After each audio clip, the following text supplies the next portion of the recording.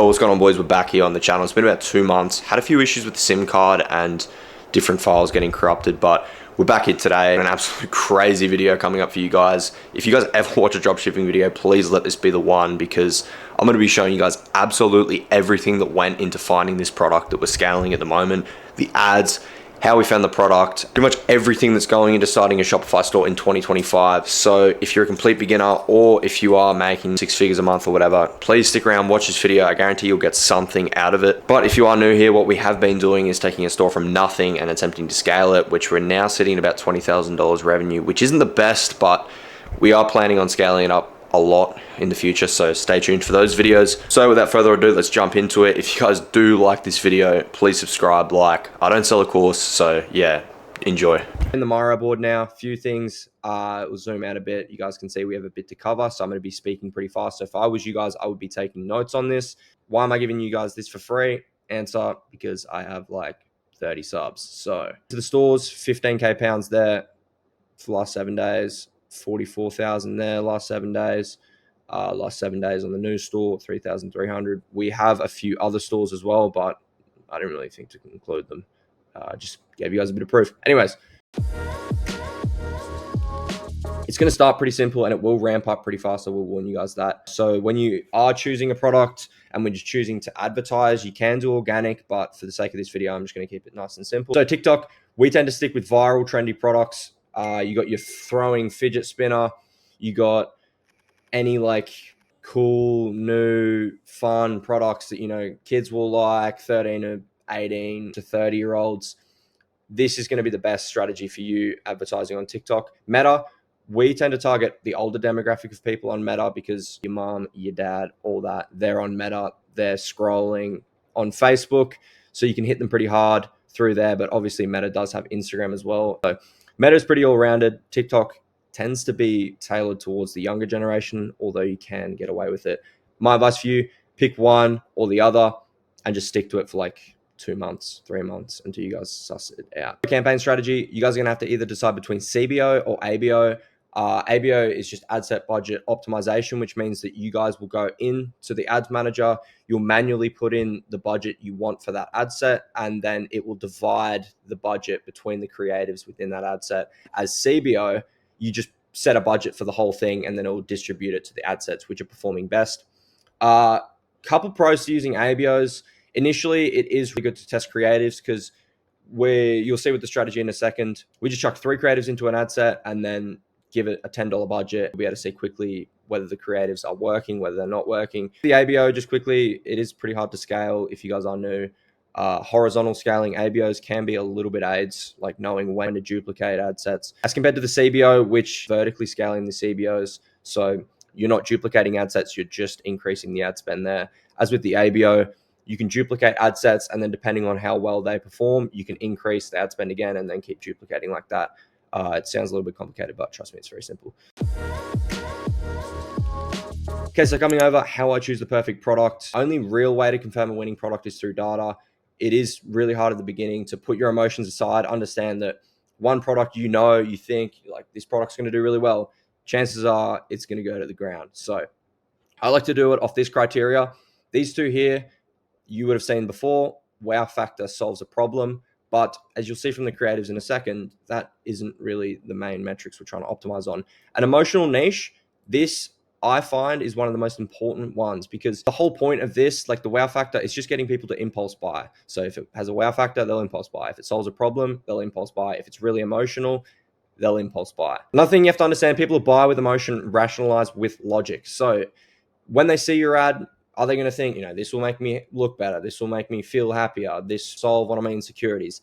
And then the logic side, this is when your offer comes in. So whether that's buy one, get one free, 60% off, you have to position it in a way that people can rationalize it in their brain, because they're doing this all subconsciously as well. They're not saying it out loud. So making sure that's positioned right is very important. So good examples, wow factor. I saw a video on the guy who did this, Anime Blades. He did really well. My reasoning behind why this product did well is because anime, it is a very cult-like following. You guys probably know, like One Piece, Dragon Ball Z. I don't watch anime myself personally, but I know that it does have a massive following.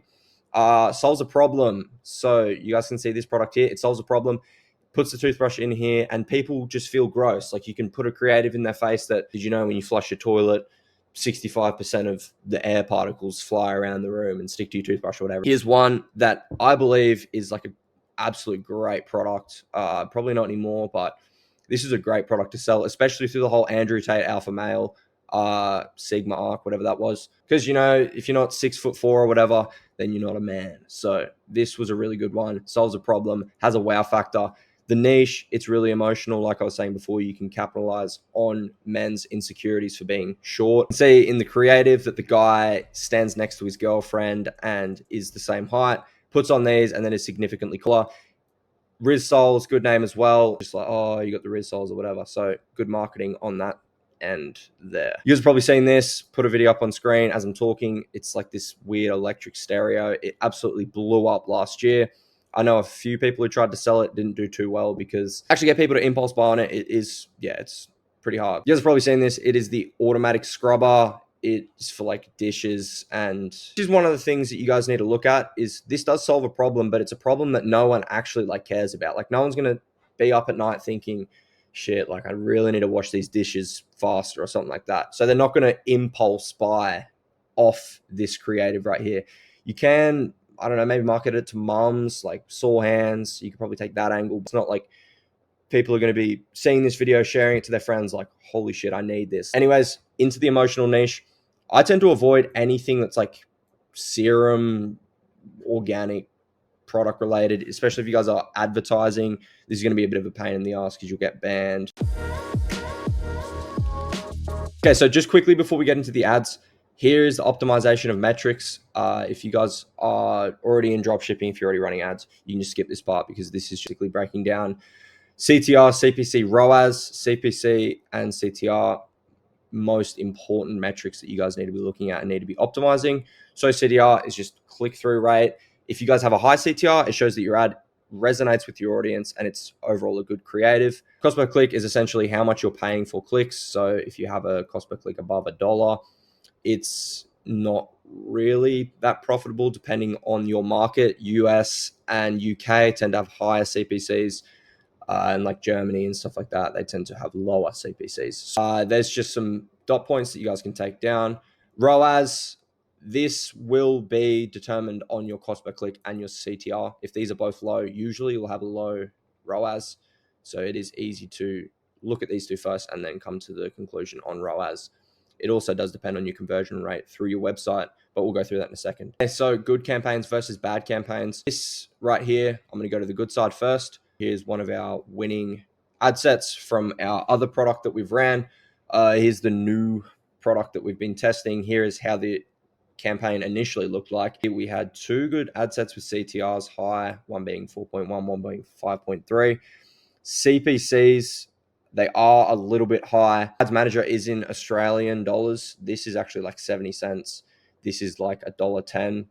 So it is a little lower than this, because if this was USD, we would not be scaling it. But as you guys will see from later, we managed to take these ad sets, plug them into a new campaign, and then scale them up like that. Here is one of our better campaigns, just consistent CTRs, like 3%, $1,800 spent, and CPCs, like I was saying, these are in AUD. Going over to the bad examples, just cover through this really quickly. Low CTR, like really low, all below 1. CPCs, all significantly above $1. You guys can look at this, know this product isn't that great, and then you can move on. Now, breaking down the exact strategy I used. What we're doing, we're building a general store. On that general store, we're building out landing pages. As I'm talking, I'll put a video over so you guys can see what the landing pages look like that we're testing. Using this, we're able to test heaps of products. This is how I'm able to test 1-2 products a day, because if I had to build out a one product store or a niche store, it takes too much time. So we're only here for data. We're not scaling a general store. We're just using this as a testing platform. What we're doing is we're running the ads. We're sending the traffic to this landing page. And then from here, we are looking at the metrics, comparing. I will look at the bad ad sets, see if I can switch markets. Can we improve the creatives? I'll double check all the creatives, make sure everything's looking smooth. If it is, and if switching markets is an option, just kill the product. We're not here to pour thousands of dollars into a product that isn't working, because it's just a waste of time. Okay, next is the good metrics. We've already been through this. You guys know why these are good metrics. We're going to analyze the store metrics next. So we're going to analyze the conversion rate, add to cart rate, anything that's really relevant and that would increase our sales. And then potentially if conversion rate's sitting at around 2 to 3%, because you guys can see from up here, our conversion rate, 6.1%, 11.36%. If you guys know dropshipping, you'd know that these are great conversion rates only because we have the best brand built around it. We've split tested landing pages. We've split tested home pages. We've split tested everything. So we're able to get pretty insane conversion rates compared to most people who get like 2-3%. So with this in mind, come over to the mediocre results. We've already been through this. You guys know this is good. This is good. That's pretty bad. That's also pretty bad, but it did show potential, high CTR. It didn't get many sales initially, kept running it for 2 to 3 days, and we did see an improvement on the ads. So we brought it back up here, analyzed the conversion rate, turned it into a one product store, and scaled from there. Pretty simple, pretty straightforward. If it didn't perform, if I kept running it, I'm not just going to burn cash for ages. I'm just going to kill it straight away, move on to the next product. Okay, so the ad strategy I was running for this new store, ABO, fully broad, 4 to 5 ad sets, $10 per ad set, and we're testing 3 creators per ad set. You can do CBOs, you can do 15 different creatives in CBOs. This is just the strategy I like to use. It's easy, it's straightforward. So another thing we're doing within the ad sets, we're doing different copy, different UGC creators, just changing the marketing angle all to begin with so that broad targeting, that's when that comes in. It can start pushing it out to the right people as they slowly start to engage with it. I did make a video fully covering how I test creatives, how I edit them, and the 3 types of creatives I like to run within my ad sets. So you guys can check that out on the previous video that I posted. Anyways, this is one of the most important parts, is scaling. We're knowing when to scale, knowing when to kill. First step in this strategy is we're going to do everything we said before. We're going to run this for 2 to 3 days. If you guys do have a lower budget, you can make a judgment at like a lower ad spend. I usually do it when it's at about $50 to $100, but there's nothing wrong with you guys looking at it at about $30. You can get a pretty quick judgment on whether the product is good, whether it's bad. Sometimes when a product does run for longer, like you guys saw in the previous example, it does start to perform better. But if you guys are just new, if you guys are just looking for the bread, you can definitely get away with it testing like $30, $50 a product. So the second step, we're analyzing the results. I've already been through this, so this will be quick, but this is seriously so important. So you guys really need to pay attention to this. 4 to 6% main CTR we're chasing.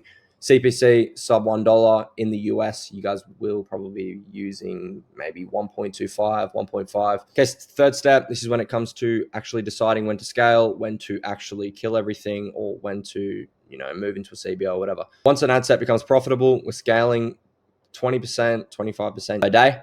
And in the ABO campaigns, we're duplicating ad sets and we are turning off underperforming ad sets. Okay, so we've been through a lot today. This is the end. Not much more to cover. Pretty much covered absolutely everything from A to Z in this strategy. Has liked it, subscribe. Just wanted to show you guys this graph. We've got the Jordan Welsh graph here. So massive surge in drop shipping. I don't know why I didn't explain that. We've got the big trend as crypto comes in. Boom. We're losing a lot of traction here. It's never a better chance. If you guys want to start e-com, start drop shipping. I don't sell a course. But yeah, best time to get into e-com. Q1's coming up. Cheap CPMs, cheap metrics. Ads are going to perform a lot better. So yeah, hope you guys like this video. Just breaking down everything. But yeah, catch you guys in the next one.